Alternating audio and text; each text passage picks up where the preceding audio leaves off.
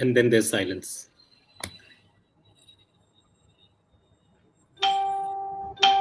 All right.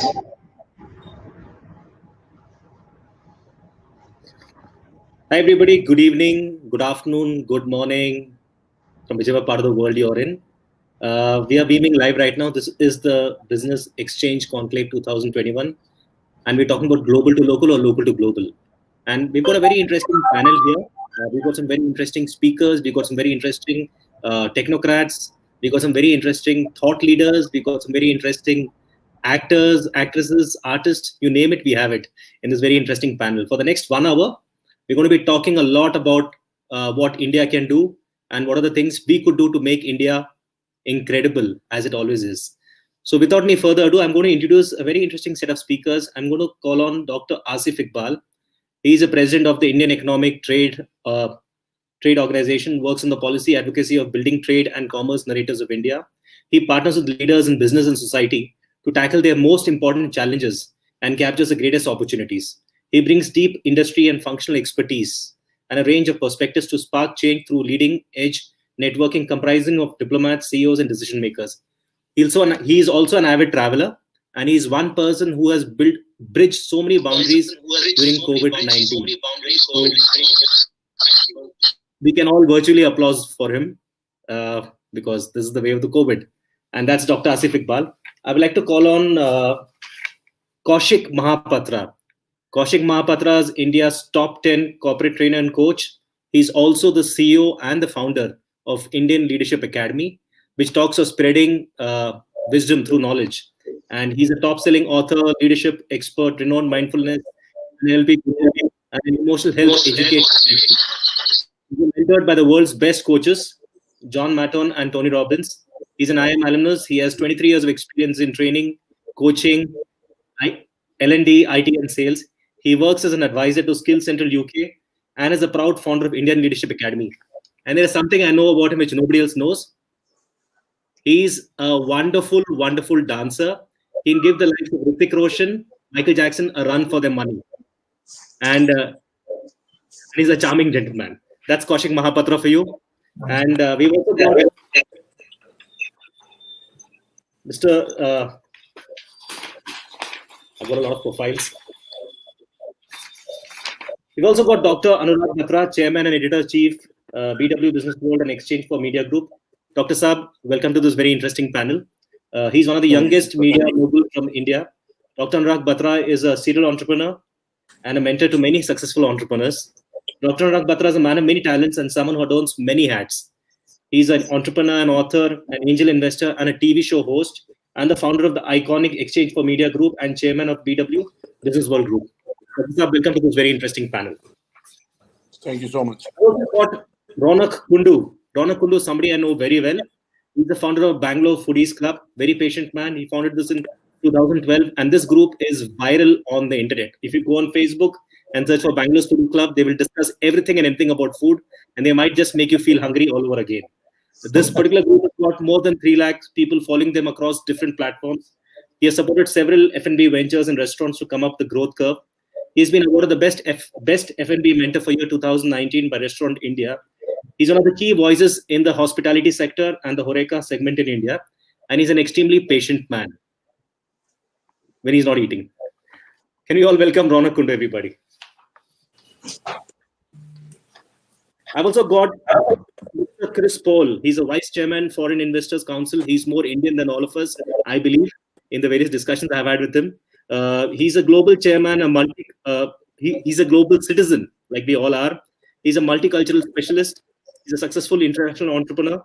He's semi-retired, in his own words. He's an advisor to companies in the retail sector, international trade consultation. He's a rugby and cricket lover, fan of good wines, and at the end of the session, we might just make him sing a Hindi song. That's what we are planning with Mr. Chris. We've also got Mr. Pejawar Sarvatam. He's a founder and CEO of Simply Grameen Business Solutions. He has more than 28 years of global experience in technology, operations, and customer management, holding CEO, CXO positions in leading financial service organizations with an entrepreneurial progress in social sector for a decade.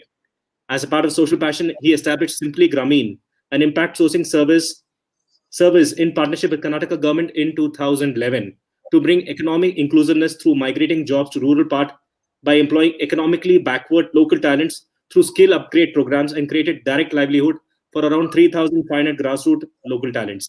Can we all welcome Mr. Pejawar, everybody? We got a very interesting panel, and Priya, I hope I'm not missed out anybody other than you. Yeah, we've also got Priya Arya. Priya requires no introduction. Uh, she leads Smilofy, and we've got a very interesting group. We've got a very interesting group of people in Smilofy, and this is totally her brainchild about getting all you versatile thought leaders together for this very interesting occasion, on this very interesting day, at this very interesting hour. So on that very interesting note, Priya, all yours. We call the conclave on. Welcome on board, everybody. Thank you for being here. Thank you for trusting me. Thank you for saying yes for this. So, I'm going to quickly start with the conclave. We're going to talk about Smilify a little later. Uh, I'm going to quickly start with the conclave. I come to you, Dr. Batra, Dr. Anurag Batra. What a simple question. What we see during pandemic, we saw a lot of changes that happened. During pandemic, the businesses went through a lot of changes. The countries went through a lot of changes. There were a lot of policy changes now into 2021. We're seeing a lot of policy changes across the globe for the businesses to recover from the losses that they made last year. Is there any specific policy that you feel is very important for the citizens of the nation to know so that it can help them recover and become the success stories, bigger success stories than they were before? Thank you so much, Ms. Priya Arya, for the opportunity. I'm particularly happy to be here because I think I got to know you for the first time a couple of days back, and everybody who's panel is somebody I don't know. So at some stage, I'd like to get to know them better. So I genuinely mean it because I do too many things where I love meeting the same people again and again, but it's also good to meet some new people. And I can only tell you that before I answer your question, so I'd like to welcome Dr. Asif Iqbal, Mr. Chris Paul, Mr. Ronak Kundu, Mr. Kaushik Mahapatra, and Mr. Sarvotwa Pejawar. I hope I got your pronunciation right. Now, let me first give you the context in COVID. And again, because of what I do, and I'm myself first generation, I couldn't go to an IIM, but I was lucky enough to go to MDI. And people like me got into MDI because the year I applied, the quality control was really bad. People like me got in. We are the first batch of MDI, 94 batch. And, now I'm on the board of my alma mater, MDI. I'm on part of the board of governors. I'm also the chairman of our 16,000 strong alumni. And I can only tell you first, let's contextualize what happened in COVID before we come to where. First is, I think I would like to say we all learned 5 things. At least I learned these 5 things have become a guiding principle for me. Not that I didn't know them earlier, not that I was not practicing them, but sometimes, we are too busy doing things. We don't introspect. We don't stop. We don't take a pause. So first is, less is more, and less is more can be interpreted in many ways. Less is more is today companies not only talk about how much money they've raised, funding, they talk about profitability, they talk of sustainability. They earlier when you talk to e-commerce companies or startup, they talk to you about GMV. Now valuation is a vanity. Okay, valuation is a vanity. I mean, it is real, but it can be a vanity. Let me. It's the first time businesses started to look at lesser resources to do more. Uh, Second is never say never. In a lot of our business drivers, in the way our business was planned, we said, oh, this is not possible, that is not possible. A lot of people said work from anywhere is not possible, work from home is not possible. We now know post COVID that there are a lot of things that we don't even know that we don't know. As I call them, there are a lot of unknown unknowns. Okay. So we started questioning lots of drivers in briefs. Third is very importantly, I'd say we went back to the 3 P's that matter beyond the 1 P that matters in business. The 1 P that always matters is profits, but the 3 P's that matter more than profit are people, planet, and purpose. People started asking themselves questions: What are we doing for our people? What are we doing for the planet? What is my purpose? What is our purpose? Fourth, I keep saying that we became a 3C economy. Everything we have to do, even going forward when there is no corona, when there is a vaccine, when the pandemic is under control, we will still need to look at this framework of 3Cs. Collaborative economy. I mean, there was always collaboration in the economy internally and externally. Second is contactless. We are doing this through virtual. I had lunch with a very uh, prominent founder today, and he said, Anurag, bring back your physical events. We are missing the human touch. So we became a collaborative, contactless, and a compassionate economy. The 3Cs. We have to reimagine everything we do in that. And last, fifth, it was a triumph of hope. And the fact we know, all of you know, Mr. Paul knows with his number of years that human beings are resilient, they're agile. But both this resilience and agility was in play. We were we were situationally more agile than ever, and we looked at the positives. And I keep saying, in this very dark cloud of COVID, there were lots of positives. I keep saying, whenever there are clouds, look for the rainbows. Whenever it's dark, look for the stars. So what happened was, less is more. Never say never. Discover your purpose. Work in the framework of this new 3Cs and look at the positives. Now let's look at it in the context of what happened to businesses. In a lot of businesses which are contact businesses, let me take out three businesses: hospitality, cinema, both in terms of production and in terms of theatrical consumption. So hospitality, which means travel, tourism, the whole assorted interplay between them. Second is cinema, exhibitions, all that, because new content was not being created, shoots were not happening, cinemas were closed. Uh, and last sector, I would say, is restaurants, the QSR space. There are many other sectors that got impacted, but these were three very visible sectors, which got impacted. Now let's take media, which I am very familiar, or let's take startups. For the first time, we tried to do more with less people. For the first time, we focused on cost. I always talk to my team about building an institution, about revenues. The costs are a certainty. We'll have to spend money to get money. And I believe in that. I'm not saying I don't believe in all those. But I think at least uh, I know of many entrepreneurs who focused on the basics. They eliminated layers. Communication became better. But with lesser resources, they did more. Uh, Second is the fact that I already alluded to the fact that a lot of startups who raised money during the lockdown, and they were funded, one, because they were doing well. Second, they were already funded, so their investors, instead of funding new startups, had to keep them going. So it was a combination of factors. And in some cases, startups got funded for the first time without ever meeting the funders. It all happened virtually. So we talk, oh, we can't trust a person we haven't met, or we haven't shook a hand, or haven't given a hug. I think we're still very social. We'd like to meet people. We'd like to have a handshake. We'd like to have a cup of tea, coffee together. We are social beings. We are human beings. If you take that aspect, it makes her lesser of a human being. But at the same time, we realize that, as I said, never say never. So what I'm trying to say is that we said, I also, as an angel investor, never invested in anyone till I met him or her, right? I now know that I still like to meet, but I can do pretty much 80-90% of the due diligence or getting to know digitally. So the reason I'm saying that, a lot of people vacated their office spaces, they saved on cost. A lot of people let people work from home or anywhere from a cafe they wanted to, which saved on travel costs. It saved on time. Yes, there are drawbacks, like there is no boundaries. It became boundaryless work. So in this context, a lot of businesses, because you asked me a business, what about the policies which are impacting businesses? Now, lots of businesses, by tightening their belts, by focusing on the basics and not being dependent on the government, were actually able to prepare themselves better for the future. I can give you sectors after sectors, examples after examples, and some of them then they were able to, at much increased valuations, even in lockdown. And some categories, I keep calling it a K-shaped recovery.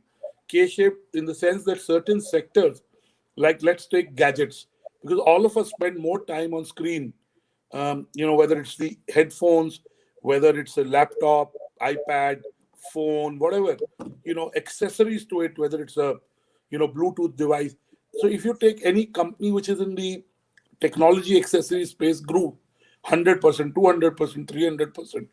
Even grooming. I mean, we may have stopped going to a salon, and I also go to a salon. So please don't think I don't know what a salon is. I'm sure Mr. Paul also goes to a salon. Uh, and I go for a haircut, Shikhar. So before you kind of say anything else, because jokes apart, because we had to look good. So, I mean, grooming products also did well. We were spending more time at home, products that are used in home, bed sheets, all, and this is bore by data. Don't believe me. Okay. Of course, there are certain players that did better.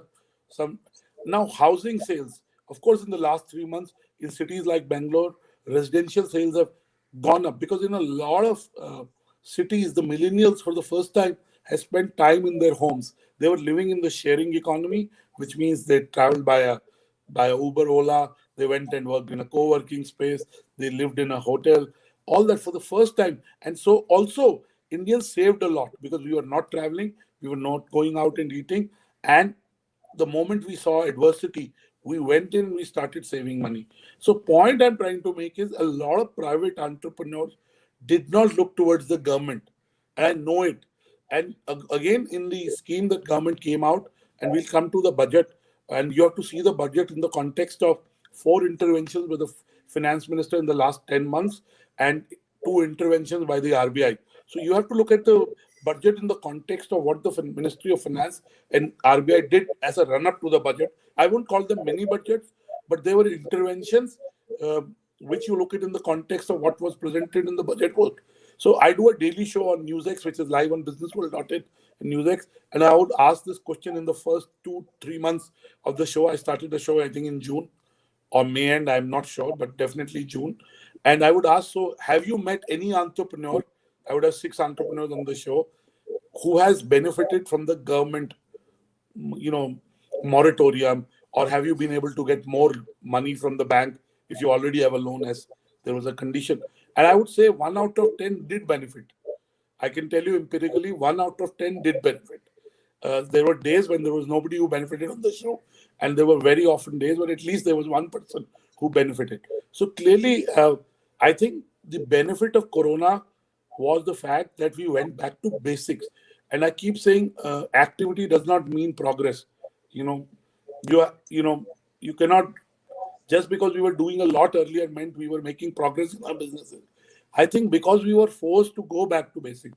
So the point I'm trying to make is that I keep saying I'd had my fintech jury. That's why I've joined late, and my Legal World Awards GC 100 are happening as I speak to you, and there are leaders who look after those communities. But one of the jury members who used to run a large financial services company said fintech is doing well in spite of the government. Okay. Yeah, I don't believe. I believe that that's a very cynical way. The government has been an enabler, and the fact is, we have to work with the government. You cannot grow without working with the government. You have to keep impressing. And I would say the government, by and large, did a great job as a run up to the budget.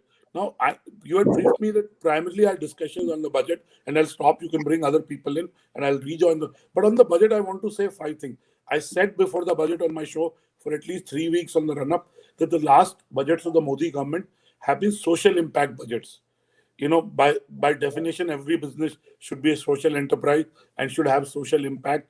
I keep saying Tata was the first social impact business without being called.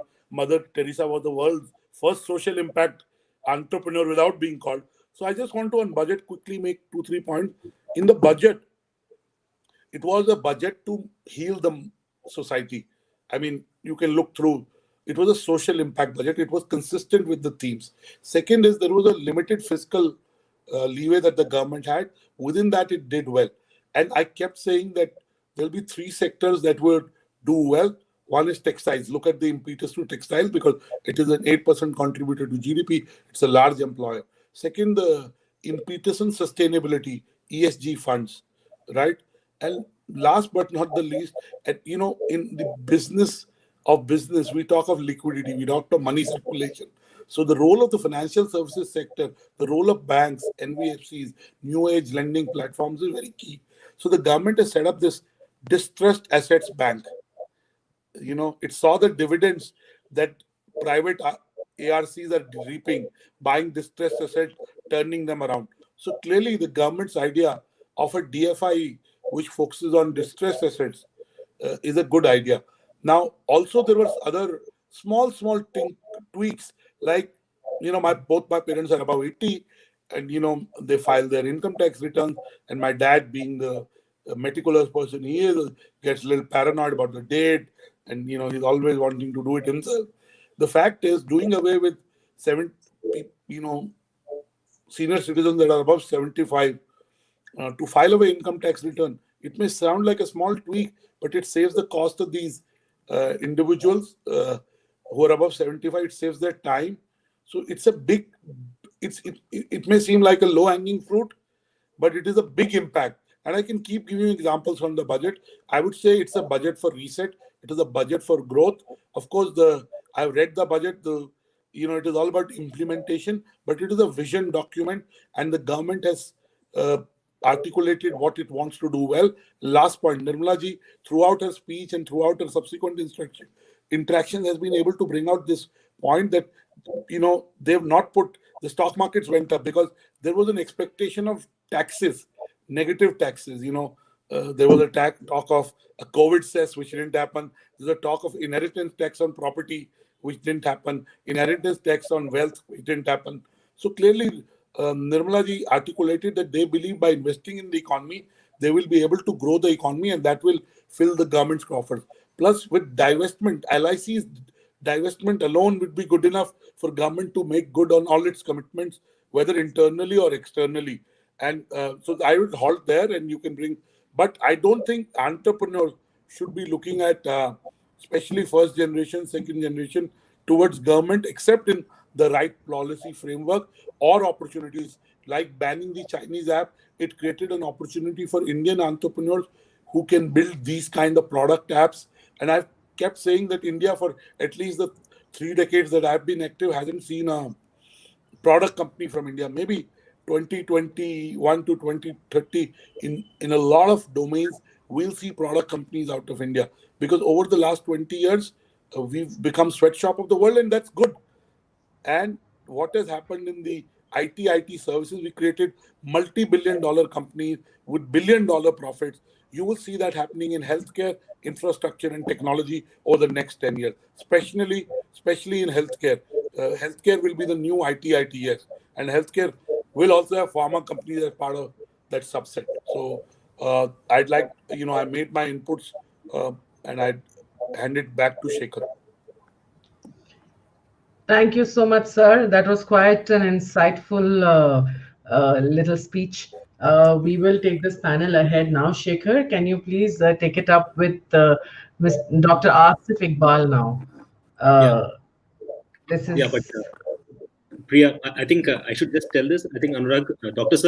Anurag sir, I think it was a very inspiring, very passionate, and a speech which is the need of the hour. I felt, because this keynote speech which you spoke about, you in a nutshell, you just spoke about what India's. I'm good when my wife is away.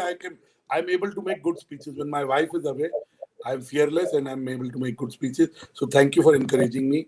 And anybody who is less here, you should be more encouraging of them. God wasn't kind to them, but So we should do a screenshot, me and you, me with the hair, you without hair. But I think ultimately, no, Shekhar, God made two kinds of people. To some he gave hair, to others he gave brains. You and me are different. Me, he gave no hair, no brains. To you, he gave both hair and brains.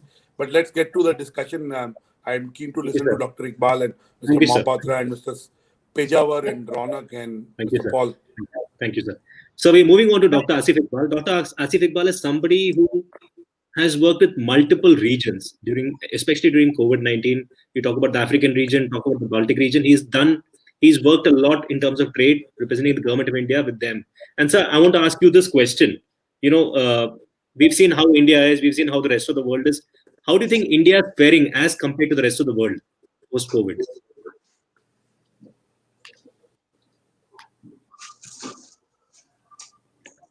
Sir, Dr. Asif Iqbal. I think it's so we can ask the same question to Mr. Chris Paul also. Okay, yes. Asif sir is back. Yes, Asif sir is back.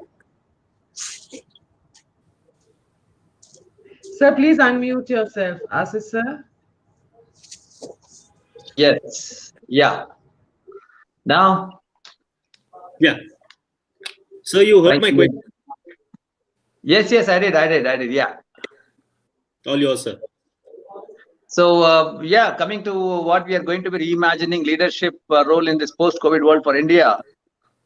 This is something that we are looking at very seriously because COVID-19 has transformed the very DNA of all the organizations in India and the way we work and the way, especially in Bangalore, we notice a lot of software companies how they have been asked to work from home. And to adjust to these changes, these monumental changes, our leadership sensibilities also must change. So if this pandemic, what has taught us anything, it is that the leadership matters. The leaders do matter, especially for organizations that are facing, fragile futures, very delicate situations, and people with pending, loans and financial obligations. During this tragic time, many businesses have witnessed, many emerging leadership traits in various individuals, and the role reimaginations have made difference between, whether you are going to be surviving or you are going to be shutting shop. And also in this post-COVID world in India, we saw that how organizations, there was a need for them to cultivate a good leadership connect to see that the disruptive changes in those leadership roles and how comfortable they would get into those kind of roles. And as a leader, what did we need to do in India and many organizations? How did we reimagine our role in the post-COVID world? How we could reinterpret our responsibilities and how more effective we could become for an effective leadership. So one of the things that we noticed practically was that you could manage less and enable more. And the idea, a lot of people in the Ministry of External Affairs and Ministry of Commerce, we have been communicating, they have been working very, very well by doing this particular concept of managing less. The idea of leaders lead and doers do. It is no longer holds any peace in this. It doesn't have any importance in any post-pandemic work organization. So leadership connect is the need of the hour. We have to connect to people, and technology has enabled this kind of connect for leaders to do that. And now leaders should look at involving themselves with the teams that drive innovation and sales, which are the two most important aspects of any organization. This involvement is very necessary. So we as a leader can play a primary role in speeding and shaping up the journey of the changes that are going to be happening in this post-COVID world.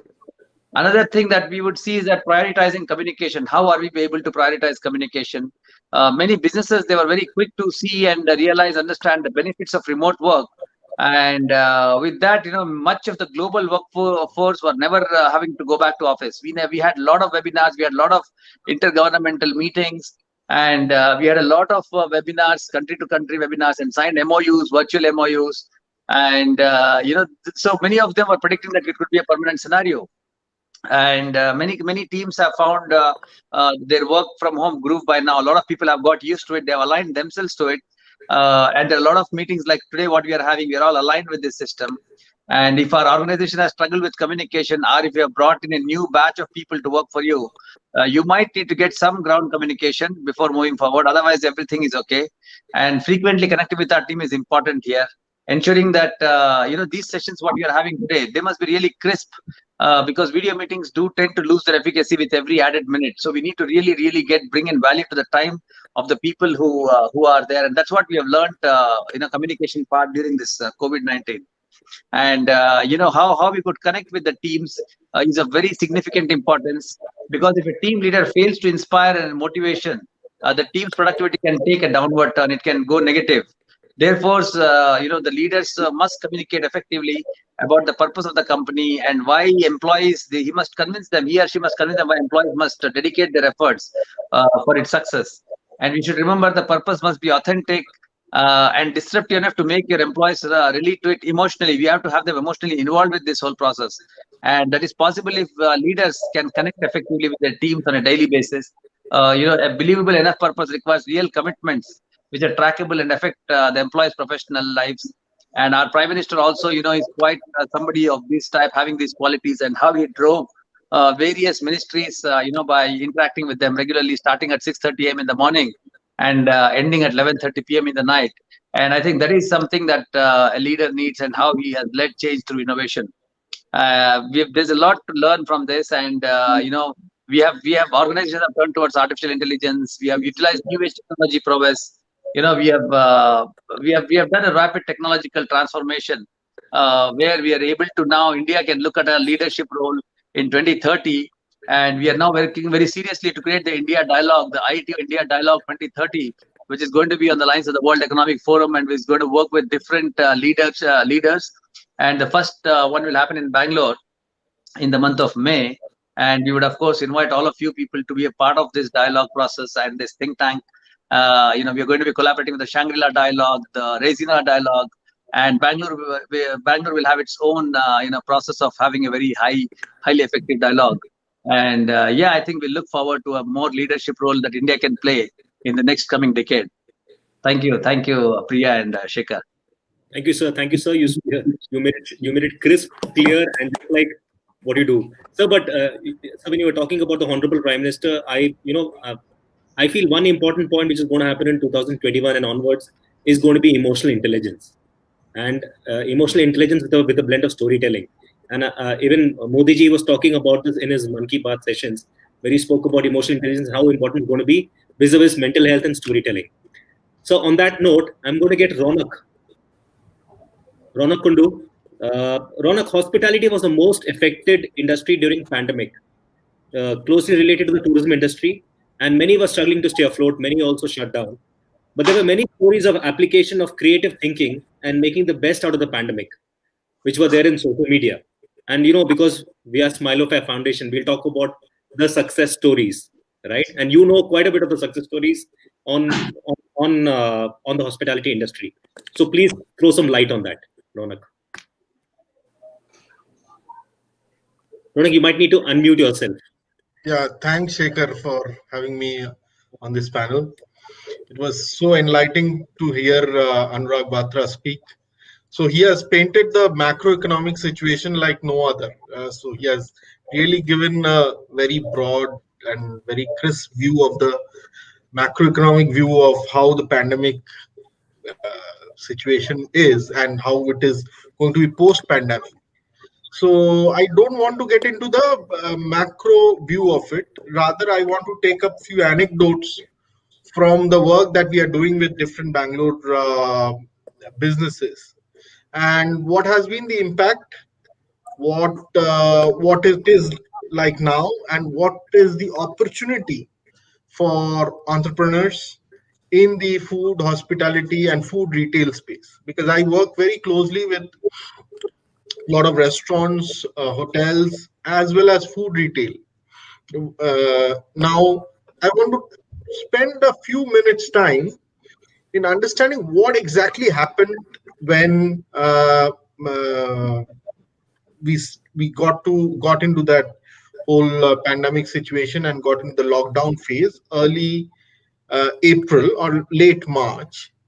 So almost all restaurants, cafes, um, star hotels, there was a sudden fall of around 80% of their revenue. Okay, I'm generalizing, but there was a huge fall in revenue in the month of April, May, and June. Of course, everybody had their own ingenious ways of uh, coping with this challenge, and I'll tell you some of these stories. What everyone did. So the star hotels. I don't want to tell you more about the star hotels. You might be already aware. The star hotels, what they did was they were the COVID centers. So they got some revenue out being a COVID center. Most of the star hotels in Bangalore and across the other parts of the country, whether it was a Taj or whether it was even a standalone star hotel like a Den in Whitefield, everybody was identified as a COVID center. People who were international travelers who were coming as a quarantine center, they were staying for 14 days and there was a fixed revenue coming in. The next thing that they did was that they started home delivery business. Of course, star hotels, we don't normally associate a star hotel kitchen or a restaurant, because since it's on their APC, what we call, is on the higher side. We there is a, it's not only about food, but it's also about the experience, the service. So star hotel food, if it is delivered at home, that experience gets lost. But I especially want to mention three leading chains who adapted to this beautifully. The first one was, of course, the pioneers was ITC. ITC came up with a beautiful gourmet basket, a gourmet box, and they were shipping their biryanis, their famed dal makhani from the Dampuk kitchen across the town in a very I wish I would have taken some pictures and shown you some pictures, but beautifully packaged food across the city. And they tied up with the aggregators like Zomato and Swiggy as well, and they have their own network of customers. The same thing was done by Taj Group. Taj Group came up with an app called Qmin. Qmin was a fantastic app, and it was an instant success because, and of course, their rates were also very reasonable. And the third example I want to give you is about Marriott hotels. They came up with the Marriott on Wheels. So Marriott on Wheels, they came up with a concept where they were sending the Sunday brunches, which was a big hit among the city foodies. They were sitting the entire brunch in a box. So these means everybody has done something or the other, some innovation. But yes, Priya, yeah. So everybody has done some innovation, but these three chains. Marriott on Wheels also did something. They have approached most of the societies. Whoever's living in a society, they must have got Marriott on Wheels on. We get it here every Sunday.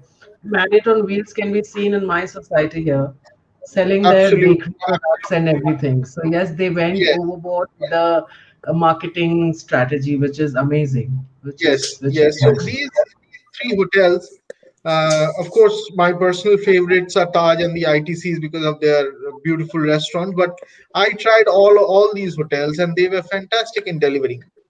Another example I want to give in this, who was a path breaker, because this was a watershed moment for everybody. Ritz Carlton in Bangalore, they came up with a concept called dine in a room.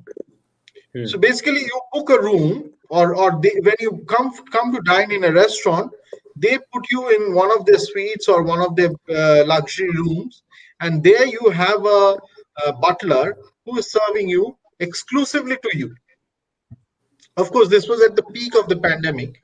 Now I'm not so sure that if they are continuing with that concept, but this was at the peak of the concept. See, they were all the general managers, all the executive chefs, they were trying to think out of the box, how they can reach out. It's one thing was, of course, revenue, pure revenue. The other thing was to get the traction going, get them connected with their regular consumers, let them have a conversation, they wanted to be seen. They can't just shut the business and just close down for months together. So that promoted, or that kind of helped them to do all these innovations. So this is a little about the star hotels. They are still under a lot of stress as we speak. The room occupancy rates remain very low in a city like Bangalore. Uh, I'm right now in Kolkata, and if I tell you the star hotel rates are phenomenally low because the occupancy rates remain um, very serious at this point in time. So they will take a while before the international market opens up, the international travel opens up, and domestic travel becomes and business travel becomes more frequent. Before that, I don't see a uh, huge rise in the occupancy of the rooms. But of course, in terms of F&B revenue and in terms of uh, their banquet revenues, which is their both have picked up significantly over the last few months. Let me tell you another worst hit. It was the restaurants, uh, and today restaurants continue to uh, uh, bleed, most of them. And this was a time when we could separate the chalk and the cheese. Because the people who didn't have a good product, of course, and who didn't have a differentiated product, most of them had to shut shop. But then there are restaurants, I can tell you, in Bangalore, there are at least two restaurants whom I know who have recently launched new menus and new avatars, and they're doing phenomenally well, almost 120% revenue than what they were doing pre-COVID. So, like, I will tell you what, there is a beautiful restaurant if you are a vegetarian called Pashios in Jayanagar in Bangalore. A similar restaurant called Khmer Kitchen in JP Nagar. Both of them are doing phenomenally. You have to really queue up to enter the restaurant. So these are new restaurant. This has opened just post-pandemic or during the pandemic, so a couple of months back. So if you have a differentiated product, there is a demand in the market. The third category who are doing phenomenally well and who were earlier hit is the microbreweries in Bangalore. Microbreweries in Bangalore, especially if you are in south of Bangalore, they're doing phenomenally well. They're almost again doing 120% of pre-COVID revenues. So what I mean is that the pain is not all across. The message is clear that if you have a strong product, if you have a strong service, then the consumers are actually looking forward for, I don't call it unspent demand, but there is actually fresh demand picking up. Now, since I'm running out of time, I would think I want to highlight some of the opportunity areas. So now, opportunity areas, the biggest opportunity that we saw is the cloud kitchen. We saw a large number of homemakers and home chefs start their own ventures, start in their apartment complexes, something on their own. I want to give you example of these two new ventures, two aggregators, and Anurag, you may take a note of these. There is this two ventures called Konush and Chef Pin. Chef Pin is primarily a Delhi-based Delhi-based startup led by Rocky Mohan of Old Monk fame, and Konush is a young couple. They have started this in Bangalore, and both of them are aggregating home chefs and curating menus from home chefs. So this is a beautiful concept, and it has taken off like it has been lapped up like crazy by the consumers, and it's been liked. So if you have a strong product, like I was working with a brand called Larmin Biryani. Now, biryani, as we know, was the most ordered item during the pandemic. So out of I can talk of Bangalore data, 60% of the dishes that was ordered during the pandemic was biryani, as per Zomato and Swiggy data. So why start another new biryani joint? Again, the messaging is very clear that if you have a strong product, if you have something, a quality product, you can still sustain, you can still offer it in a new avatar. So Larvin Biryani does only 4 items. They do a kebab, they do a dal, and they do a Hyderabadi and Bangalore Muslim style biryani. They just do 4 items, and they're doing phenomenally well. So these are some examples of how in the pandemic situation as well, people have innovated, people have a strong product, and they're doing very well. Auntie Foams is another example where they have expanded during the pandemic phase. This Far Eastern restaurant in Bangalore, they have expanded during the pandemic phase. And the last, of course, I can go on and on. I just want to touch upon these, which are online, ready to eat food products. So more towards food retail. So there is a host of such products coming up because of high margin. I don't know if you have heard of this brand called Wingreens. Wingreens is doing phenomenally well. Similarly, all the tips, it's a Baroda-based startup. They're doing phenomenally well. Similarly, there is a habanero sauces. So there is a lot of opportunity that lies in this ready to cook segment, ready to cook, ready to eat segment. And some of these entrepreneurs are doing extremely well in coming up with innovative products and marketing it right. So I think this was like, it's like somebody said, there was a reset button was done, and I said the reset button was done right, and the chalk and the cheese got separated. And now, if you have a strong product, please go, because there is a huge demand. Like uh, everyone said, that there is a huge demand boost that is coming up in the days to come. Okay? So, how do we meet that unspent demand? That's up to us. So, over to you, Shekhar. Thanks, Ronak. You actually made all of us very hungry by speaking so much about the hospitality industry. For everybody who doesn't know, Ronak has been staying abroad for a long time. Ronak, you were in Switzerland, right? Yeah, I've lived in Switzerland. I have lived in Japan. I have lived everywhere almost. Yeah. In And 12 countries I've he's lived in That's 12 why countries. That's why when I grow up, I want to be like Mr. Kundu. lived. And Ronak is a total nationalist at heart, and his heart really beats for India in more ways than one. Oh, yeah. Thank you for Thank you. talking an insight into this industry. Now, on that note, I'm going to go to the kitchen, and Priya is going to ask a gentleman here who's got a very infectious smile about leadership. Priya, all yours. Thank you, Shekhar. Thank you.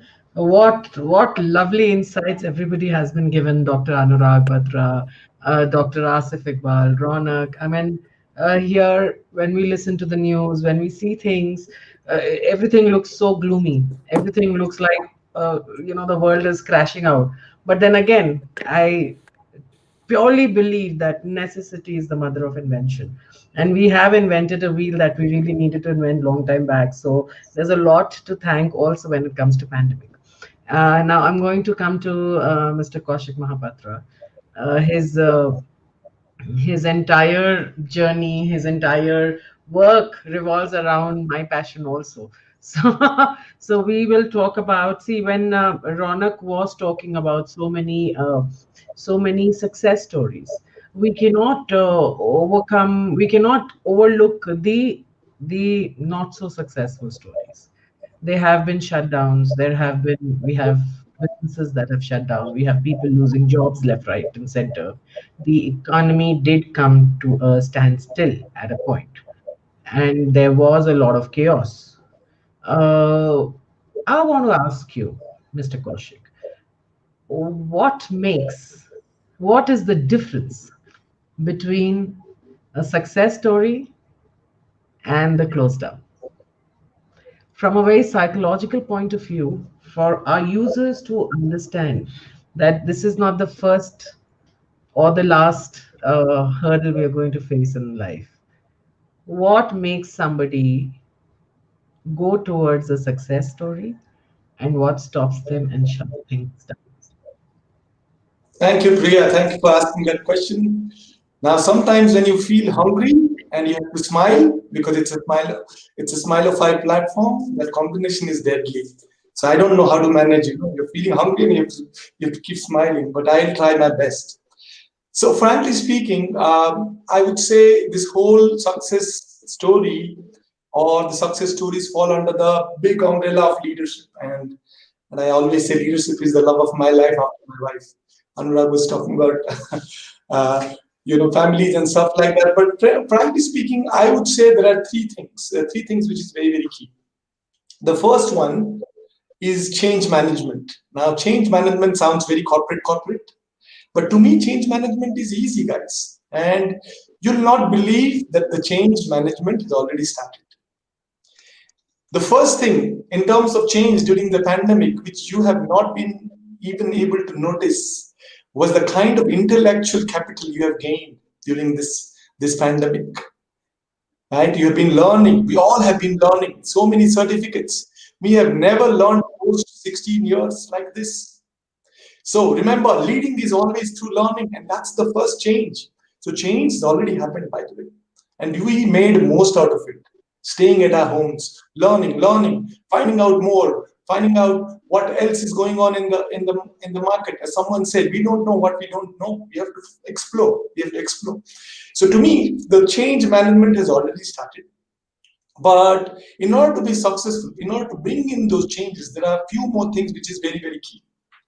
To me, I was talking to one of my chuddy buddy from Silicon Valley, and they say, not just they, I mean everyone says this, guys. So the future is not about people who communicate well. Every day people have been talking about communicate well. The future is not about who is good in English. The future is all about original ideas. The future is all about originality. The future is all about what anyone has not done, you have done it. And that's what is the future. And you would see in 2040, 2050, people are learning Mandarin, people are learning Hindi. That's how we all going. That's how the whole world is transforming. What goes out comes in, guys. What goes out comes in. And that's what happened to India, right? So to me, the biggest change management thing is all about originality. How can you be original? How can you strive for originality? And for that, the most important thing is to have an innovation mindset. They say mindset is the key. They say mindset can do everything. But unfortunately, the biggest problem is we don't know how to change our mindset. And if you have to really go from local to global or global to local, both ways, guys, we need to have an innovation culture. We have to ask ourselves, what have I invented so far in my life? I'm sure the moment I ask this question, people will scratch their head. What have I invented so far? Right? Such way, I don't have any answer. Right? So the more you invent, the more you ask your kids to invent, the more you talk about inventions in your family. Right? If you see, after Edison came Apple. After that, no more discussions on inventions. Right? Why are we not talking about inventions? Right? And it can be a small thing. An aeroplane was an invention. Even a safety pin is an invention. A safety pin is also an invention. And that's my point on change management, guys. That was my first point. Now, in order for the change management to happen, the biggest thing which will back up is your value system. Guys, people, when I would have traveled 35 countries. I've worked in US, UK, Australia in small stints, and everyone was so jealous about our value system. They say Indian value system is really, really great. And we take pride in it. But however, anything for that matter in the value system, it can be the values which our business owners from the Marwadi community gave us, the Guju community gave us, or for that matter, anything which was related to Jugaad. I know Priya talks about Jugaad. Jugaad is good to me. Jugaad is wonderful. Everyone loves about Jugaad. Love Jugaad, by the way. But there are a few things which has to change in the value system. And the first and foremost thing which need to change, I just noted a few points. The first thing is self-promotion, guys. We are not a culture of self-promotion. We never promote ourselves. We do so much, but we talk less. We have to self-promote, guys. We are all brands by ourselves. And we have to work towards making ourselves brands. And that's what my journey on leadership has taught me. That KM, Kaushik Mahapatra is a brand. Indian Leadership Academy is a brand. India is a brand, and you have to work towards it. Yes, Priya. There is a saying in Punjabi, जिसने की शर्म उसके फूटे करम, जिसने की बेहयाई उसने खाई दूध मलाई. So when it comes to branding, sharam hatana hai. Very good, very good. So that's thank you, Priya, for that. But I would say the most important thing is self-promotion. Self-promotion, guys. And in terms of our other value systems, the other thing which we all have to look at is how can we have the risk-taking ability? The risk-taking ability. Believe me, as a parent also, we go through a lot. The other day, I was asking my son to take a 100 rupees note and get a water bottle. You know what? I was not able to take that risk. I was saying, what if my 9-year-old goes there and doesn't get the change back? And he's also looking at me. Can I buy this water bottle? He's not confident.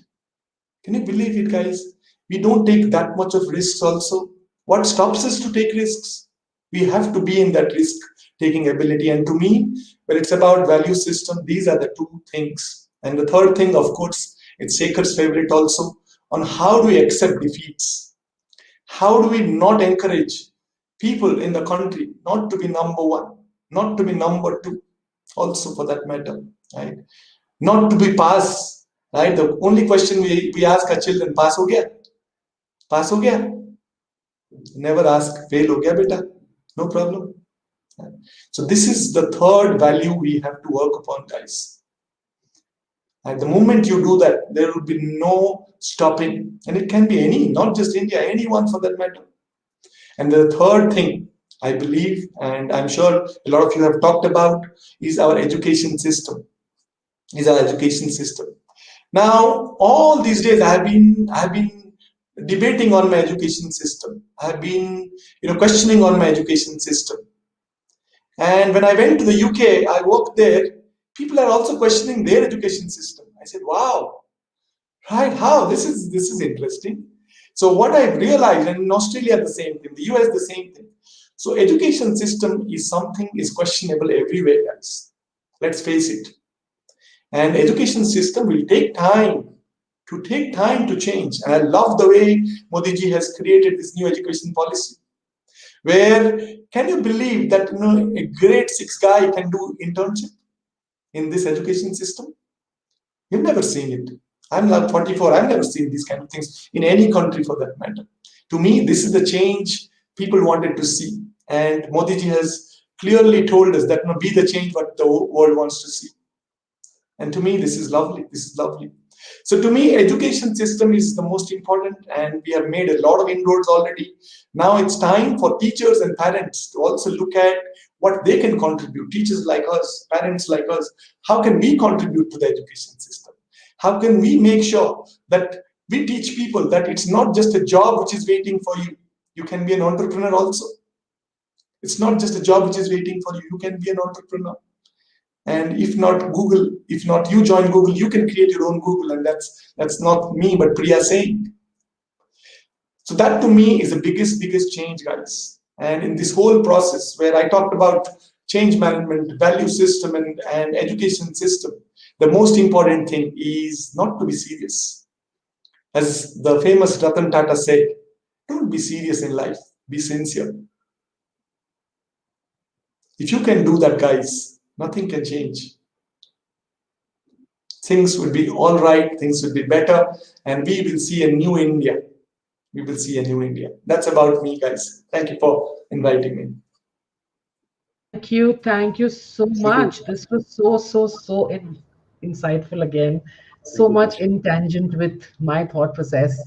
So much exactly what Smilify does. So Yeah, yes, thank if I may just add, Kaushik, I think what you hit on is about adaptability. And I think we are moving to a situation where it's all important about being inclusive rather than being exclusive. yes. Ideally. Yeah. And Thank we you. are also talking about diversity.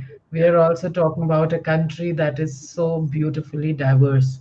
Talking about it, whatever worked or did not work in the metros and tier one cities, probably worked better or absolutely stopped working in the interiors of the nation. And most of the people don't talk about the interiors of the nation. The picture that was shown was just the laborers running away. That is what we know about the cry of the interiors of the nation. But when we work in the Grameen section, which are Mr. Sarvotam Pejawar, he works with the Grameens, he works with the tribals. I would like to know from Mr. Pejawar, uh, how did you see the interiors of the nation coping with it? And what was, are you in the last, not just with pandemic, I want to understand, are you seeing any difference in the interiors? Is there any other build-up that is happening there? The change, wave of change reaching the interiors of the nation. Okay, thanks, Priya. And it was really a mind-boggling kind of discussion. Kaushik was fantastic, expressing himself. I can understand he's a great dancer as well. So Now, to come back to the subject, yeah, the important is, let me, clarify one of the things. All we need to do today is to enable, the ordinary people to extraordinary changes. That's what it is. Because importantly, if you talk about Kaushik, talking about change, adaptability, the confidence, building trust. What we found, the knowledge at the bottom of the pyramid is there. We need to bring that because economic inclusiveness is there, but how you include their knowledge inclusiveness. So this is what for last 10 years I was struggling actually. When I talk about I can bring the jobs to the doorstep of the the where the talents are there, but whenever I go for a job finding, it was very tough.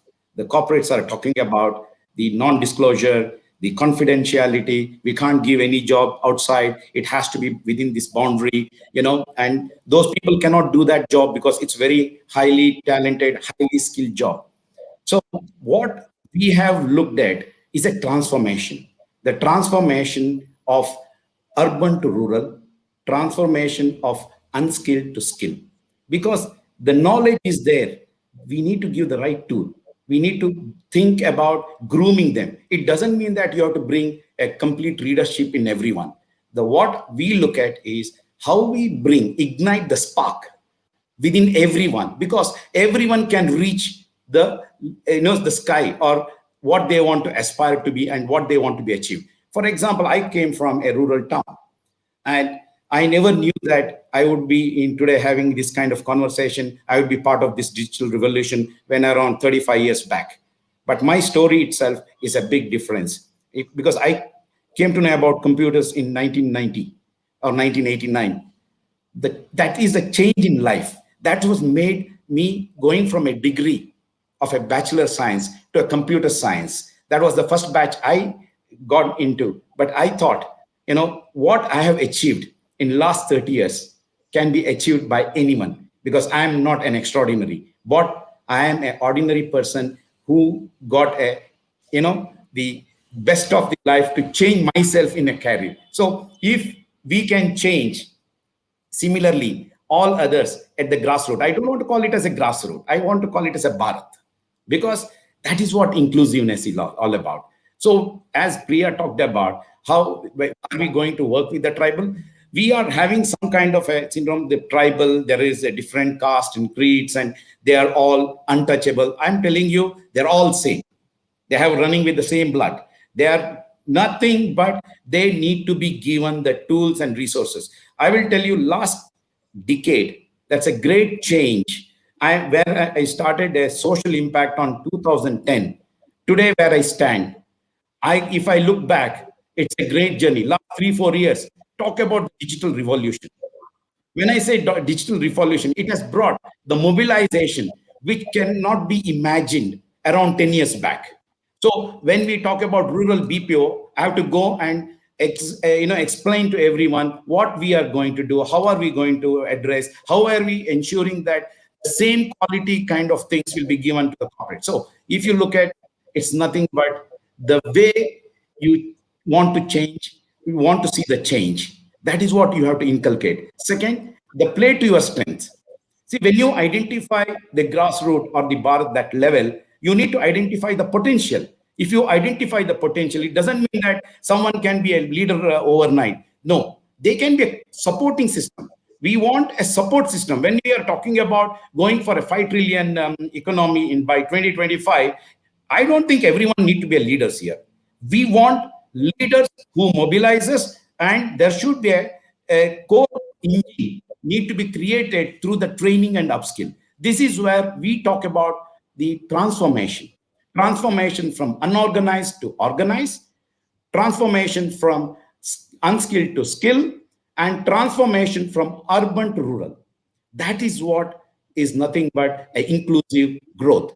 If you look at it, Atmanirbhar Bharat, what we are talking about, go for local to local, but made even for international, which is global. So today, India is at the international level. Our growth story is nothing. It's a really par with the globes. Whoever, because we are the third or now fourth economic power, or if we, in the downside of it, we are the third waste management producers across the world. So if you look at e-waste, for example, we are producing, third in the globe, which means we have larger problem to be solved. It is not just we are talking about economic power. So we need to look at how we can bring, when we are growing, how we can even address the sustainability, how we address the best part. So if I want to, conclude my thought process, I would like to bring the five key thinking in the whole context. One, we have to look at the regions. If you want to develop, how it should be cluster development. Second, we need to look at people, which is what Kaushik talked about. How you ignite, how you identify the strength, how you impart the knowledge. The third one, environmental condition. You can't do everything in every place. You need to even look at what is good for that particular region, what is good at the environmental condition. Then the fourth factor is skill. Again, everyone cannot get the same skill. There can be a different skill, different jobs we need to do. Finally, sector. Industry need to start looking at how the private public partnership can go into those regions. Again, when we are talking about grassroots level mobilization and coming into the forefront of development inclusiveness, it's all about partnership, bringing the right skill, getting the environmental condition, understanding the region, and right people. This is what I would like to bring closure to my thought process, so that, because we have to cover all the others. But the key aspect, again, it's an informal to formal, unskilled to skill, and urban to rural. That is what next 5 year drives the 5 trillion GDP for India. Thank you. Thank you so much. You have actually covered a lot that I wanted to cover in some time. But yeah, thank you. Skilled, unskilled to skill, that is a major topic of concern. It of course revolves also around a lot of labor policies will be needed. A lot of intervention will be needed for that. Uh, a lot of intervention will be needed from the NGOs point of view also, because changing that daily wager thought process to an employee or an employer maybe. So वो जो आज का 50 रुपए मेरे लिए important है, I don't look beyond that. I don't want 50,000 in a month. I am happy with 50 rupees in a day because मेरे को रात का, and then there are of course the substance abuse. We cannot overlook the substance abuse here. So मुझे रात का मेरा पौवा ज़्यादा important है, more than anything else. So with all of this, there is a lot of work we are talking about in the grassroots. Yeah, sorry, Priya, this is very important. That is what the big difference between the urban and the rural, the workforce. So urban is looking at the lifestyle, looking at the sustainability of the job, looking at career growth, and the same thing is adopted by the migrated laborers in the urban, because they are a hard worker. They want to make money because they want to send money back to their hometown. But the big difference when you go back to the rural, they are very interested. Next to 2 days, if I get my roti, even they can happy to stay back. So we had a tough time when we set up the BPO, pull the people back to the job, and we needed the neighbors, the relatives, to encourage them to go for the job. So that is a big difference. Again, government can do a lot of things, but mindset change should come from the grassroots level, saying that I want to have a better life. That is what we should look at, how to improve the infrastructure. Can we bring the best schools, best hospitals, best infrastructure at the rural side? People then want to spend. If people need money to spend, then the culture changes. Education definitely something that they are looking. Am I audible? Yes. Education is definitely something. When we work with the villages and all, I have seen a trend of people going for a good education, looking for private schools and all. But then, of course, in rurals, then what happens? It's a number game by the end of the day. So private schools going there, one teacher just having 15 students in the school practically becomes an impossible task. So Smilify is definitely working on these fields. we are coming up with a lot of programs and all for the interior citizens to empower them and of course definitely try to tweak their mindset as much as we can. So I'm going to give the forum now to Shekhar to take it forward with Mr. Thank you. Chris. Thanks, Priya. And thank you, sir. Thank you, Pejawar, sir. And thank you to all the panelists who came in and spoke in such an inspirational manner, in such a passionate manner. Asif, sir, we're coming to the fag end of this. Asif, sir, just sent me a message asking till what time is the panel discussion. So, but the problem is when you have such interesting panelists, you want to get the best out of it. So I think we've got another 5 to 7 minutes more. Sir, on that note, I've got Mr. Chris here, who's more Indian than all of us. So, Mr. Chris, as you see, India is a diverse country, economically as well as culturally. What works for the metro rarely works for villages. With your global experience, how do you suggest we bring the best out of this diverse population and become the global leaders we always dreamt of? So we're getting it from the horse's mouth, like we say, from you about what does it take for India to be great or invincible?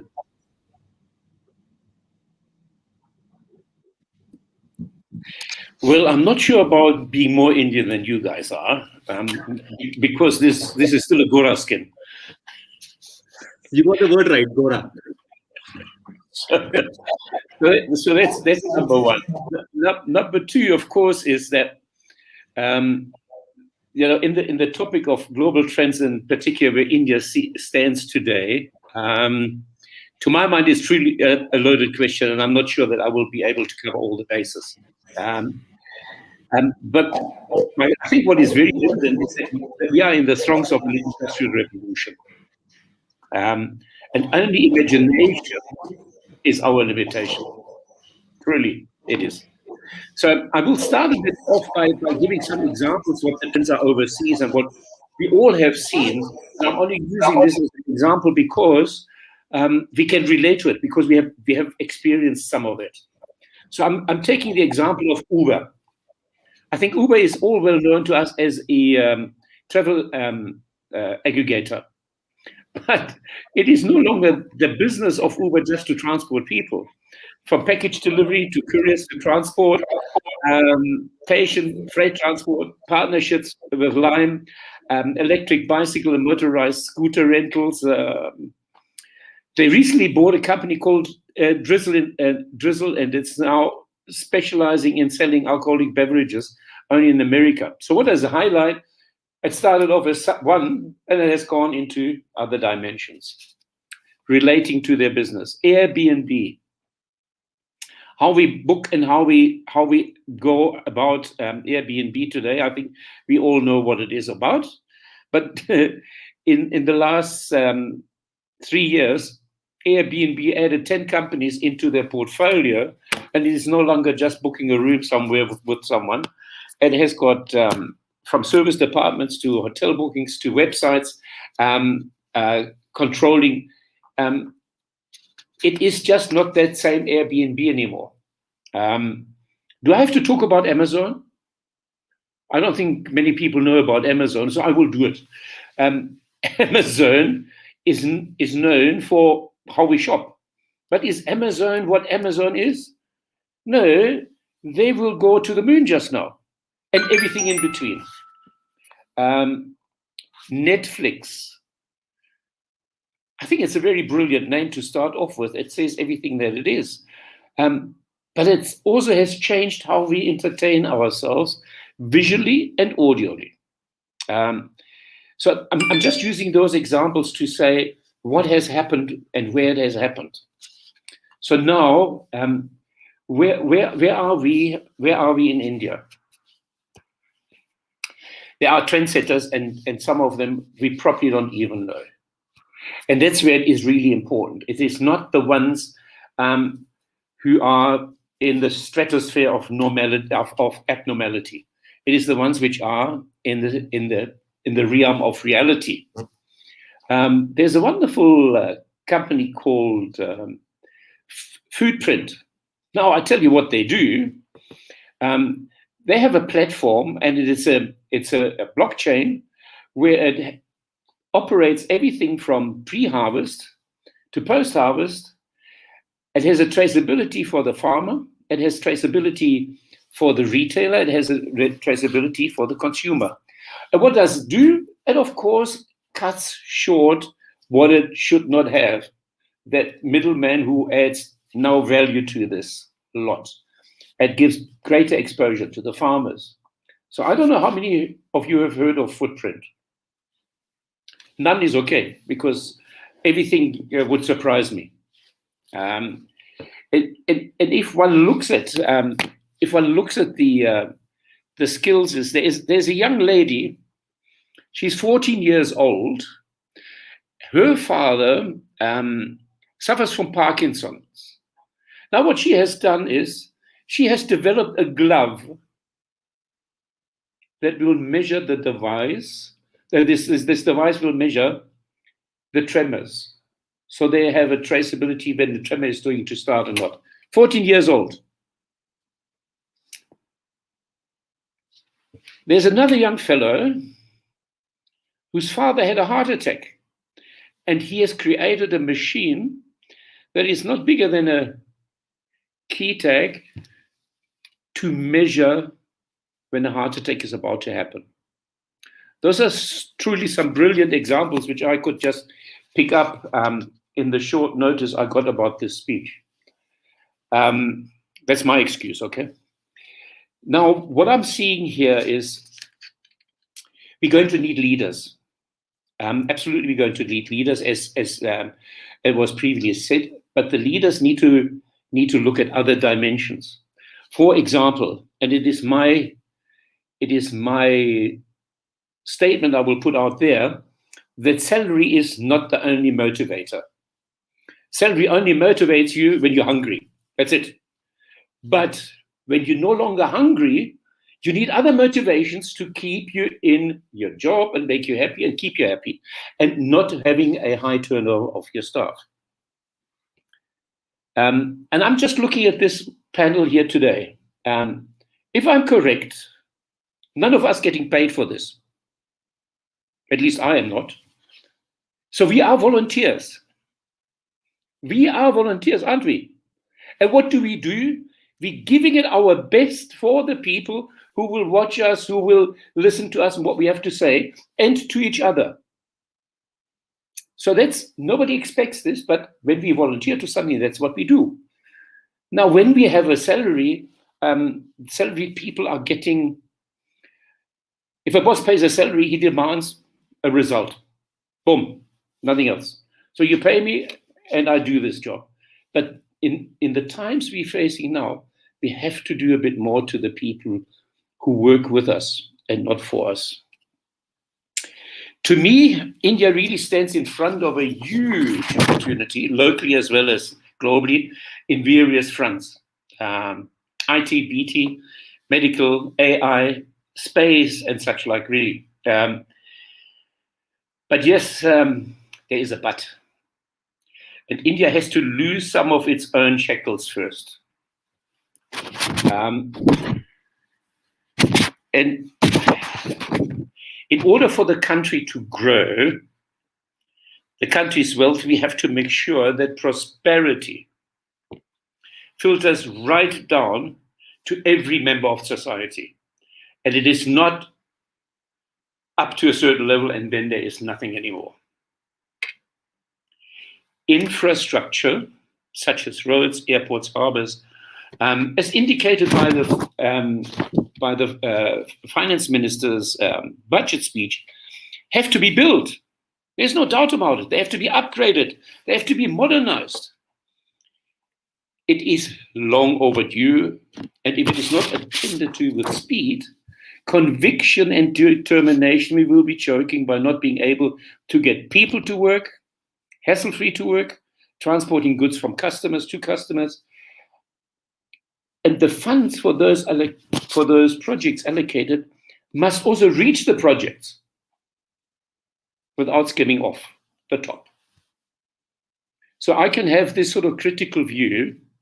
I have a PAN card, which means I'm a taxpayer. So I can be critical. We have to create vocational training centers.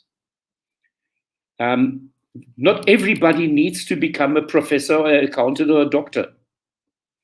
We need to have those vocational training centers, because if we want to build in India, and we have too many chiefs and no Indians to work, how is this going to work? So it's also not enough that the multinational companies, which I have visited and been to do this job for their own interest, but it has to become part of the schooling system, is my belief, so that people who have, everybody has a skill which we can make use of. And so we need plumbers, we need electricians, we need builders, we need painters, we need the whole spectrum of it. So the other thing, of course, which concerns me is so where do our techies go?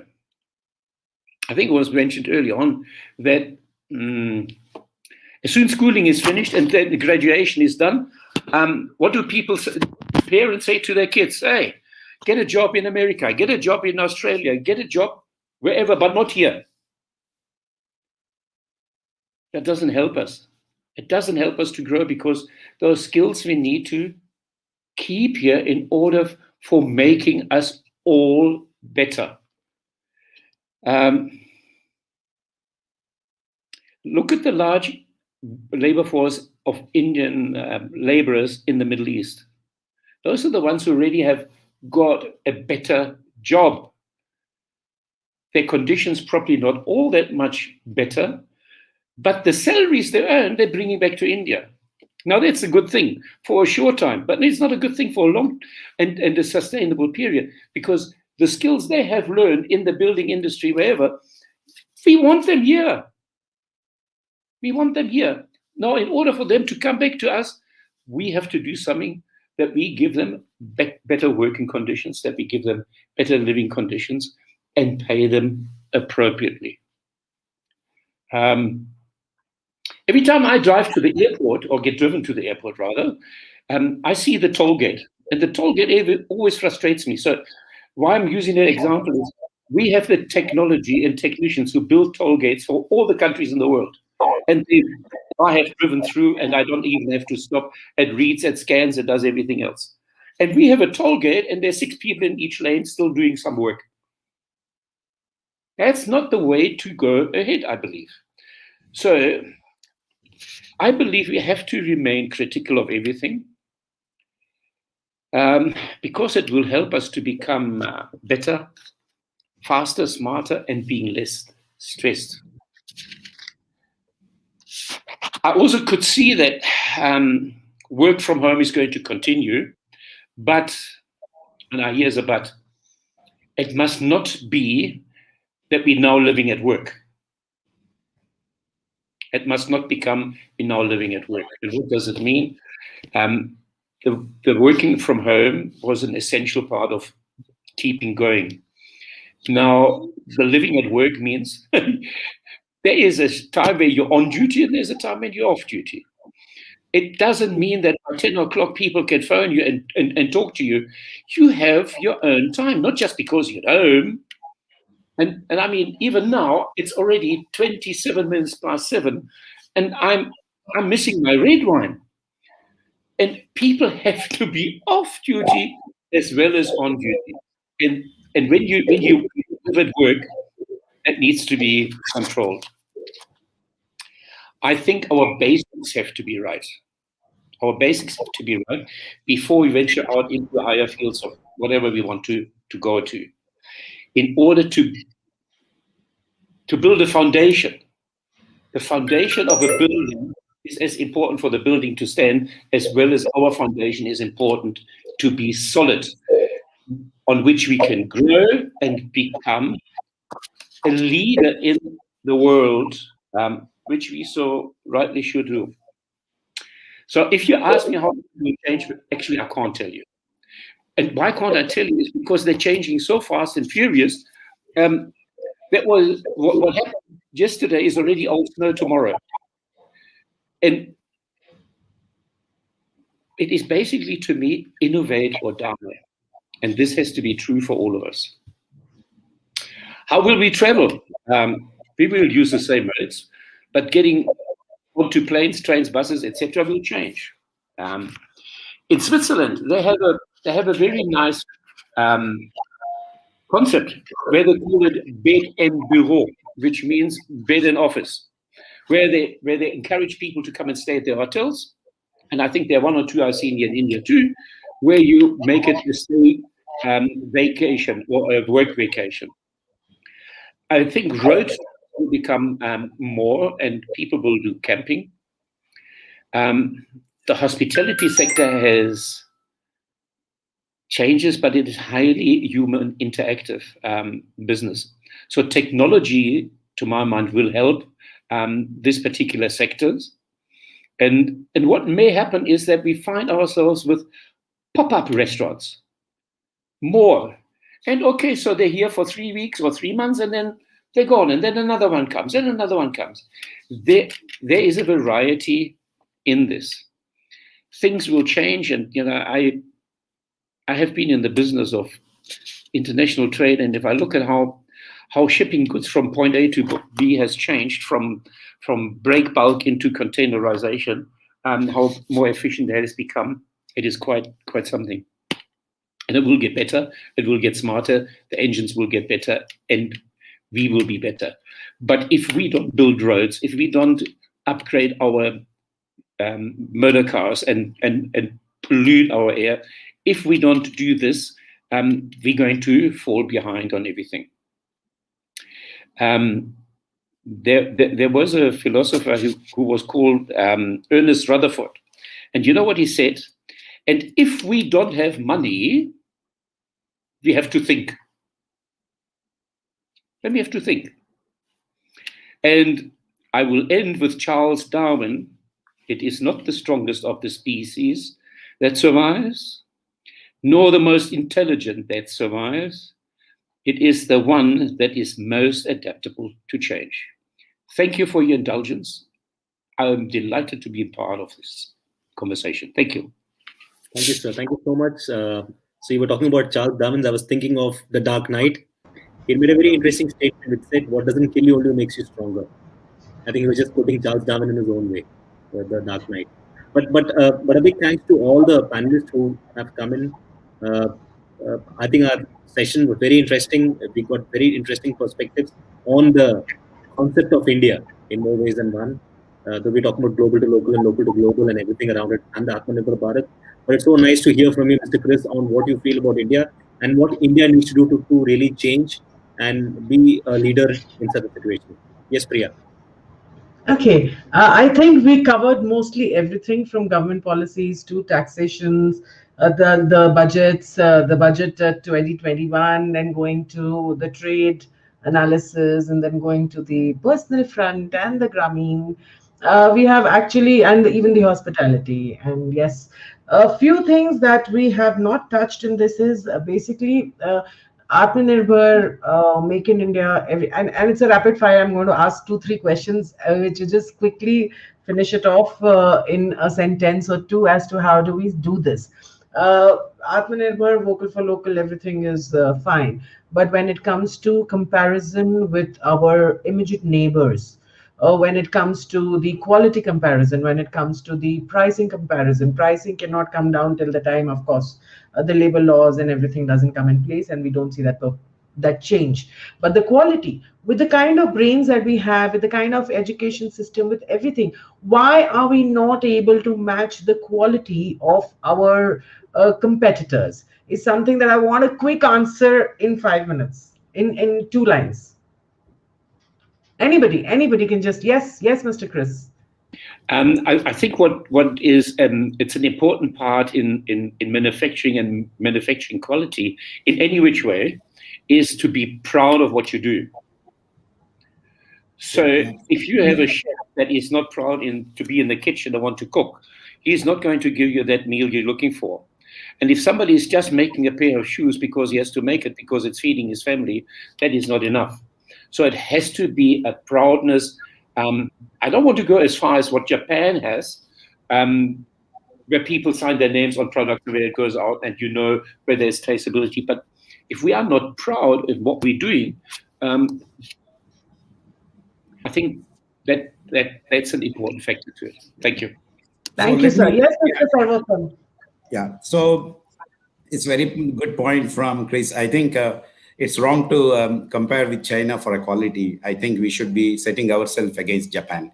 Why, at this stage, Atmanirbhar has brought vocal to local.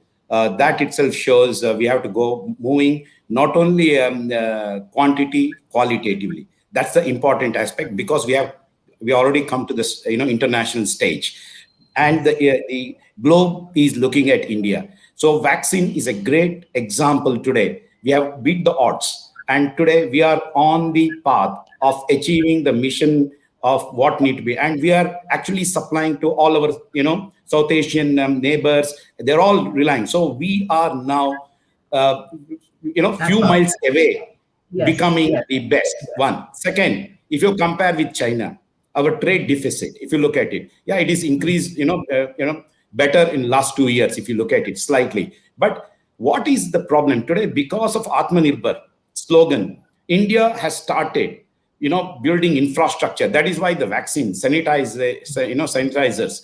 And importantly, if you look at, we are importing around 440, maybe the Asif can help in giving some statistics. Out of that, this whole deficit of $90 billion, their 327 products is accounting almost 70 to 80%. That is what India should be self-reliant, build those products which will make next 5 to 10 years India in the complete map of going global. That is what we should address today. So it is nothing but moving towards every aspect of manufacturing has to happen in India, and we should look for outside for world very minimum technology. That's why cutting edge R&D technology should be the mantra for India if it has to be surviving. That's what we have to bring more of IIT, IIM kind of education, even in rural side of it, because people are there. It is not just few No, not IITs. just IIM, as Mr. Chris said, the vocational trainings, the Absolutely. skill development units, all of Correct. that, the specific, Sandboxes. the industry specific skill development units, the labor laws, all of this, these little changes, if they come in, we definitely will become, we will get better with time. Yeah. But are we, now I'm coming to Ronak and Mr. Kaushik, are we as a nation ashamed of ourselves? Is this one core reason why somewhere we are not where we are? Is that the core reason? When we hailed Steve Jobs, who came from absolute grassroots and created a world phenomenon. On the same hand, the kind of respect we have for them, on the same hand, when we talk about our own corporates, we are all ready to burn the country alive. Are we as a nation ashamed of ourselves?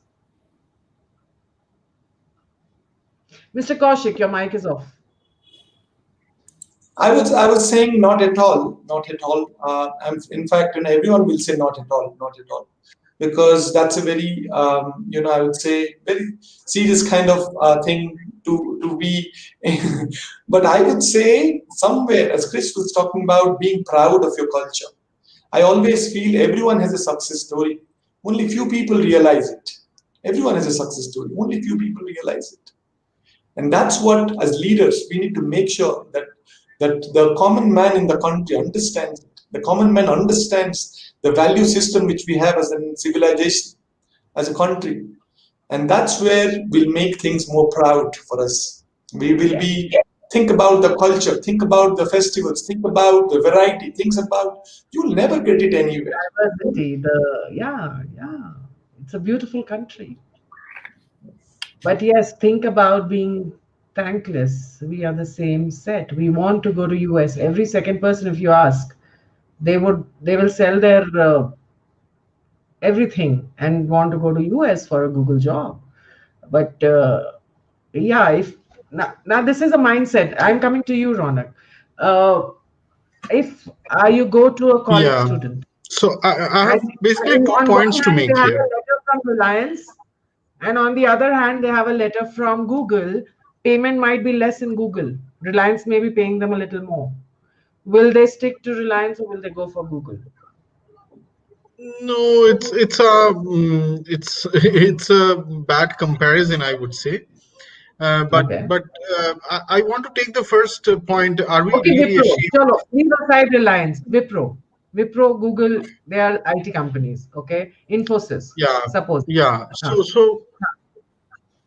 So it's also about how we have positioned ourselves. And there I want to step back and take a point that are we really ashamed of ourselves?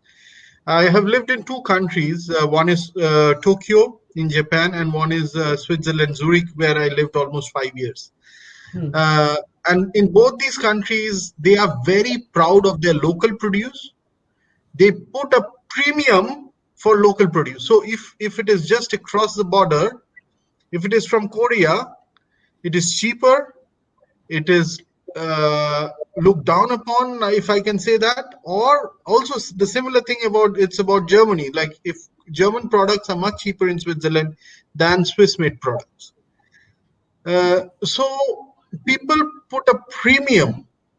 People put a premium for their local handcrafted, local artisanal product, local made product. And here we as a nation, we as a country, I think needs to also adapt to that change. Whenever it's an artisanal product, whenever it's a curated product, whenever it's a local product, we should be ready to pay a little premium for that.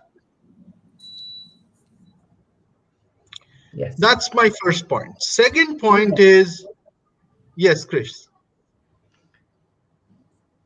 Okay. When you finished. Okay. The second thing I wanted to talk you about that jobs, and I worked across the globe. Of course, Switzerland was an aberration in terms of salaries, but if Switzerland or Luxembourg, but in general, Indian salaries are pretty good these days. Means if any They've youngster is done listening great. to this, 20 years back and today's salary, there's a big, we are as good yes, as the if international there market. is any youngster listening to this, if there are 20-year-olds, 30-year-olds listening to this, I can tell you that India today is the land of opportunity. If you're not going to Eastern Europe, or if you're not going to China, or if you're not going to Philippines, maybe India is among the hubs of new growth phases, and you have to put your money where there is new growth. How do you trade in stock market? You don't put your money in people who are already accomplished, who have already. You don't buy those stocks. You buy stocks which are about to break into the next orbit, right? So I think India is making the right investments, and Indian salaries are pretty good. It's just a little bit of awareness that we need to build. We need to build that it's not that green. What it's people in the US have very meager salaries, huh?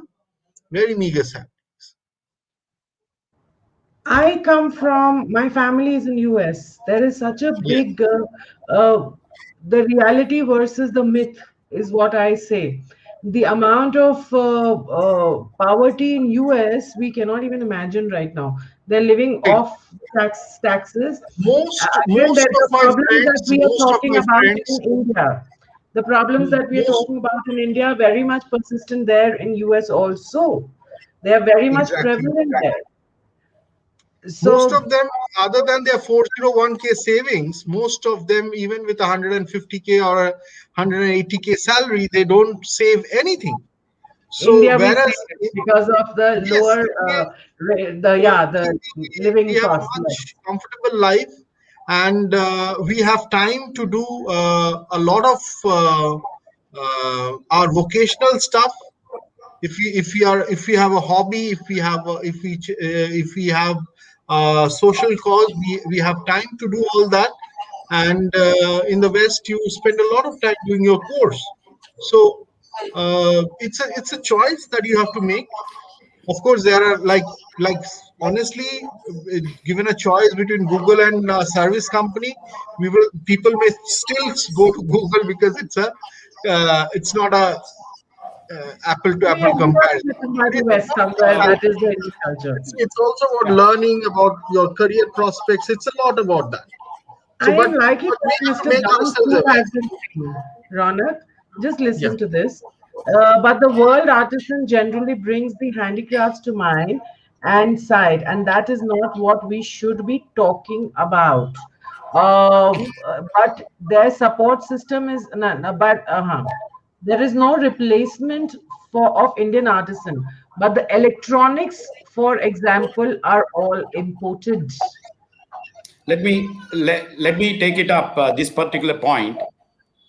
Okay. Okay, I think India is really becoming leader in last few months of the pandemic. Anyway, we are now doing very good in pharma. In terms of exports, we are like one of the niche, market. The second, electronic. Someone has pointed out, we are actually started exporting a couple of products. There is a target of 1 lakh crore product by next to 2 years to be exported from India. So it is no more just the import. Import will happen where the technology is an issue, but that technology will be over a period. But India is progressing. So if you start looking at Atmanirbhar Bharat, that was what is started putting a foundation for even electronics export. Why is there a technology lag in India? My again question goes back to this. With the best of minds, best of everything. Yes, Mr. Chris, he has been wanting to say something, put in a word since last some time. Yes, Mr. Chris. Okay. I think one of the issues we need to face is that if there is a problem, it is never solved with just one measure or one step. There's a multiple of issues which need to be addressed simultaneously or consecutively in order to rectify that problem. So, um, our our our our panelists have said that, I believe that our standard of living has improved here in India and elsewhere. But I'm questioning, has our quality of life improved? Has our quality of life improved? So there is a balance which we all have to find in all of this, and it's so nice and easy to talk about things, and we need to get proactive in order to change it. And I also look at the fact and saying, I don't want to look at all the good things we've done, and that's nice, but we need to look at the things which we need to fix. What we're doing good, we need to keep on doing good. What we're not doing so well, we need to do better. And so they become a global power, which we ought to be. Which we ought to be. Because if I look at the history of India, the culture and everything else, it is far superior to any. And so we are not. Nobody fears us. Nobody fears us. But we fear the Chinese. We fear anybody, but nobody fears us. So we shouldn't be feared. We shouldn't be feared because of wanting to be warfare, because it's not in our culture. But we should be recognized in doing things, in being across the globe and internally Yes. as a leader. Thank you. Thank you, Mr. Chris. Again, see, reality is laptop is still made in China 100%. I have struggled a lot in last 3 months to buy small plug point to laptop all Chinese. This is a problem point here. And with this, uh, I would actually want to end this forum by just three broad points. Yes, we are moving towards a successful future, but there are still certain loopholes that we as Indians have it in our hands. Everything government is not going to do. So if you're seeing these things, Mr. Daman Sood, for example, he's seeing this as a problem. It's an opportunity for us to start up a program or start up uh,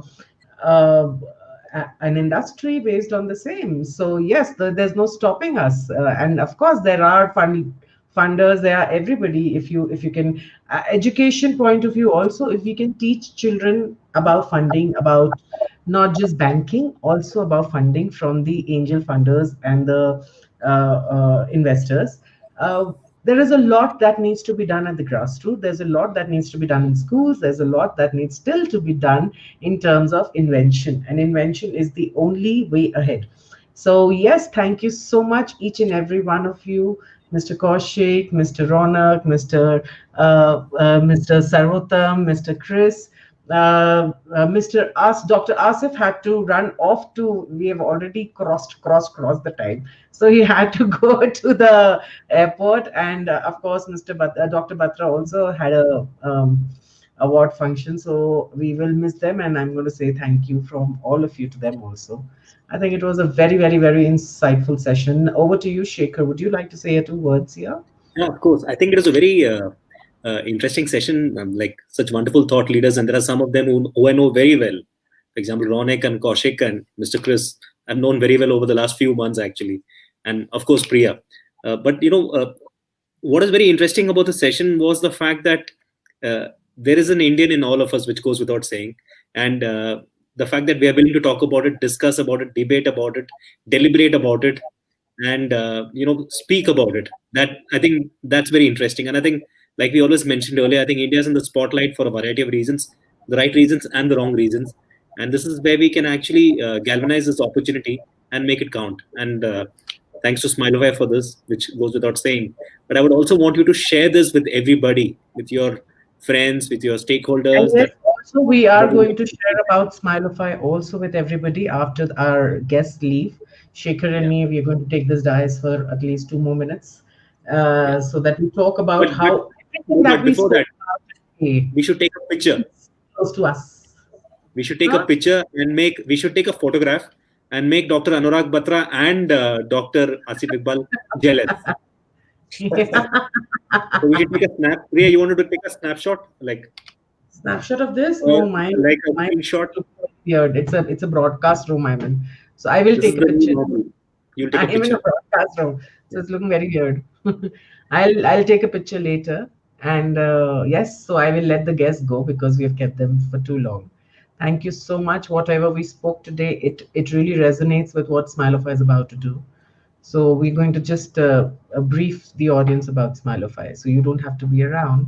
Thank you so much for all the time, patience, and so many inputs that we are definitely going to use in the near future. Bye-bye. Thank you. Before we Kaushik. Thank you. Thank you. Thank Thank you. you, Kaushik. Bye. Thanks, Ronak. Bye. Bye, Ronak. Bye, Shekhar. Bye, Kaushik. Bye. All right. So, Shekhar, I think it was a lovely Are we still on air? Off air? We are still very much live. Hmm. Just the two of us now talking about Smilify a little. Whispering sweet nothings to each other. So Shekhar, I don't know if many people know, he's the cultural director of Smilify.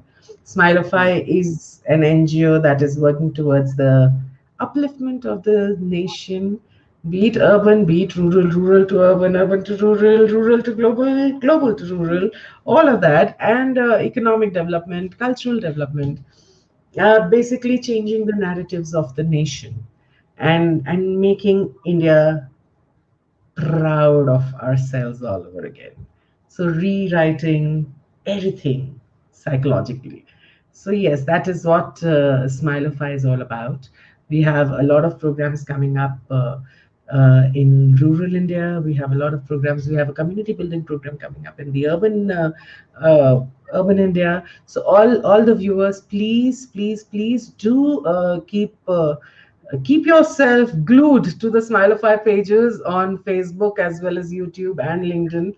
And yes, if you want to join hands with us, anybody wanting to join hands with us, we are more than we cannot do this alone. We need people joining in with us. So as many people joining in, we have more chances of growing together. We have more chances of fulfilling the dream of India we want to see. So yes, Basically, Shikhar. Priya के लिए vote करो. I think Priya, you just hit the nail on the head. Like I think one of the panelists had said, the three C's: Yes, collaboration, conversion, and Dr. there was Butler a said, yeah, a community. We can call it community also. collaboration. We can't work without that. Yeah, I think Smilify exemplifies these three C's, and we're looking at more people joining in, more people collaborating, more people converging, more people coming in as a community because we need to be more inclusive rather than being more exclusive. Yeah, Yes. so we've got a lot of people commenting on this also. Lohit is there. He's a master trainer. He's just loved the way everybody has spoken. He works with Kaushik at ILA. Yes, So we've got yes, yes. very interesting comments. Yeah. Thank you so much. So anything else that we need to Shekhar looks after the cultural part. Whatever conclaves we will see. We are also coming up with a lit club. We will also be doing a lot of events on ground. All that comes under his kitty, and he has become an integral part of my daily conversations. So, so yes, I am so happy to have him on board, and there's so much we need to do together. So Absolutely. thank you. Yeah. So I think we can close. Jai Hind. Jai Hind. Thank you, thank you, audience. Thank you so Yeah. much. See you very soon with another conclave next month. Bye Yeah. Very bye. soon. Bye.